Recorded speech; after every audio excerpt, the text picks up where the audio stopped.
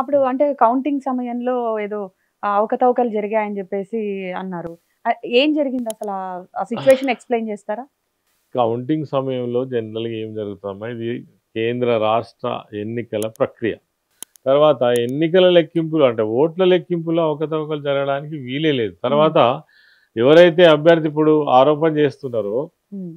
లక్ష్మణ్ కుమార్ గారు, ఆయనకు హ్మ్. తెలవదా? హ్మ్. ఆయన ఆయన ఓటమి అంగీకరించి సంతకం పెట్టుకున్నాడు. ఆయన కోరినన్ని ఈవీ ప్యాడ్స్ మళ్ళీ లెక్కబెట్టించుకున్నాడు. తర్వాత 13,600 ఓట్లు ట్రక్కుకు పోయినాయని కూడా తెలుసు ఆయనకు. తర్వాత అక్కడ ఉన్నటువంటి వాళ్ళ నాయకులందరి సమక్షంలోనే లేనిది ఎవరు అనంటే నేనే. ఆ హ్మ్. ఎలక్షన్ కౌంటింగ్‌లో నేను ఆ రోజు లేను. తర్వాత 6 సార్లు గెలిచినప్పుడు కూడా నేను ఎన్నడూ ఎలక్షన్ కౌంటింగ్ లోపల కౌంటింగ్ హాల్‌కే వెళ్ళలేదు. హ్మ్. సరే, రాజకీయంగా ఆరోపణలు చేయడం వేరు.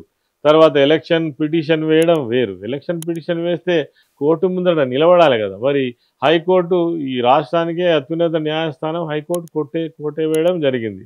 కొట్టివేసిన తర్వాత కూడా ఒక శాసనసభ్యునిగా ఉండి శాసనాలను, హైకోర్టును అంటే చట్టాలను గౌరవించవలసినటువంటి, న్యాయస్థానాలను గౌరవించవలసినటువంటి ఒక ప్రజాప్రతినిధిగా ఇప్పుడు మంత్రిగా ఉండి కూడా హ్మ్. అదే రిపీట్ చేస్తా ఉన్నాడు. అంటే నువ్వు ఎవరిని తప్పుపడుతున్నావు?